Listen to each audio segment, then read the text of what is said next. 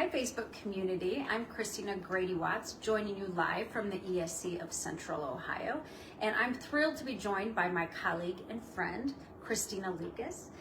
Hi, thanks for having me. Thanks for being here. Today we're going to delve into the realm of work-based learning. So whether you're an experienced professional or at the beginning of your journey, this is a chance to engage, learn, and foster connections. Don't hesitate to drop your questions in the comments, making this session interactive and beneficial for all. So without delay, let's jump into the Q&A. Okay. Let's talk work-based learning, Kris. Work-based learning and workforce development are buzzing words in Central Ohio. Yes. To set the stage, could you break down the basics of what people mean when they refer to work-based learning? Sure. Good question. Work-based learning is truly an integration. So it's some academic content based in a workforce development arena. And basically you take those skills and you put them to use in a platform. And some of those platforms look different depending on what the student needs or what the workforce needs. So it could be a short-term internship. It could be just a job site placement. It could be a pre-apprenticeship, which is more long-term and set up to move on to an apprenticeship after school. It could be an entrepreneurship experience that the student has created. Maybe it could be a client-based work setting where a student is working remotely to design something for a client. So there are all types of work-based learning platforms.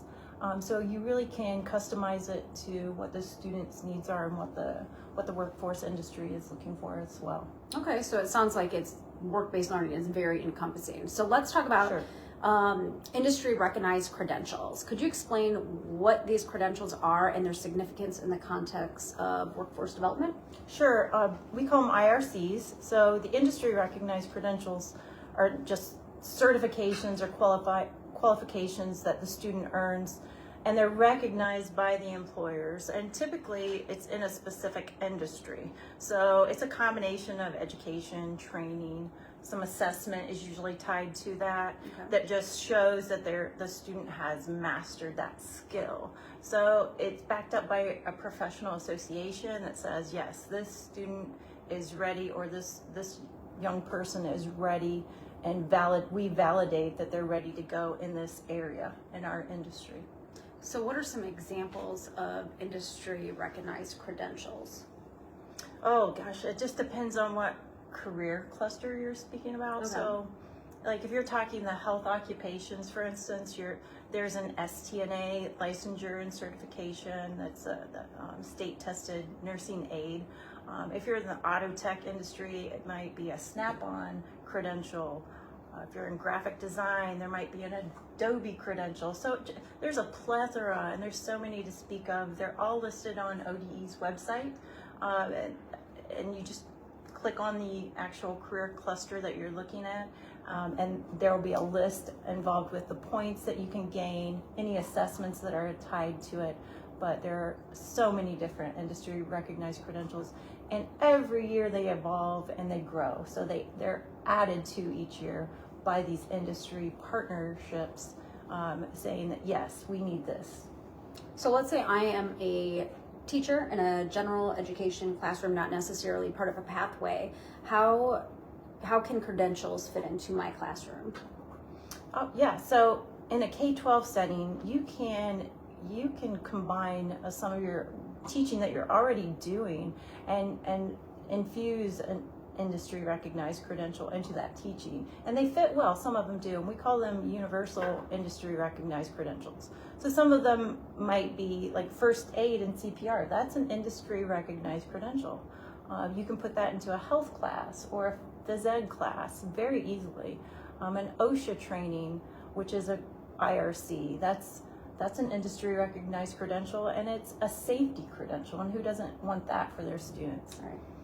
There's some leadership credentials, Lean Six Sigma credentials, which are professional grade credentials, but also help students in a project-based learning environment and helps with efficiencies, etc. So you can combine those, meet with industry, and actually take care and resolve a problem with that and build these partnerships while you're doing it. I love that. Yeah. Let's talk CTE. It's a term we hear a lot. What does a CTE 26 program entail, and how does it contribute to the landscape of education and career development? Okay, so a CTE 26 program is a 4-course pathway, and that encapsulates some robust programs. Usually it takes 2 years to cover the material in these 4 courses that you're going to cover. That's the minimum standard in a CTE 26. There's some state funding behind that, as long as you apply for that and you get approved through the state, through Tech Prep, and through your CTPD. So it starts with a conversation with your CTPD to make sure that you're not overextending what you're doing in maybe a K-12 setting that would take over what they're already doing. So you want to do something in combination with what is going on with your partners. And so the CTE 26 program itself is kind of a checks and balance system. Mm-hmm. So it's the state watching out to make sure that it's a robust program and that you're retaining students, that the students are engaged and getting their technical skill attainment through what's a state test is called a web exam, that they're getting the credentials that are needed in the industry, and that they're completing the actual program itself. And so all those things they analyze and they say, yes, this program should continue. If not, you might get a non-compliancy report, and then some other things have to happen on the back end of that. Okay, all right. Thanks for clarifying that. Yeah. So as I mentioned earlier, workforce development is a buzzing topic here in Ohio. Yes, it is. What factors are driving the prominence of these topics in the educational landscape? Well, there's a lot of things that are going on right now in Columbus. The Central Ohio region is booming. There's so many emerging industries, as you know. With the influx of Intel, the Honda EV site, Andelin, Amgen, so biomedical, pharmaceutical suppliers. So many industries are coming to Columbus because we're ready to move forward. So they're counting on us to have these students ready. Right. But the workforce is changing. There's a skills gap, as you know, and so we need to get ready. And I think Ohio is a great place to do that. Yeah. Absolutely. Mm-hmm. So for anyone watching today, if they're interested in diving deeper into any of these topics, where would you point them to get connected with resources? Oh, okay. Well, the ESC is a great starting place.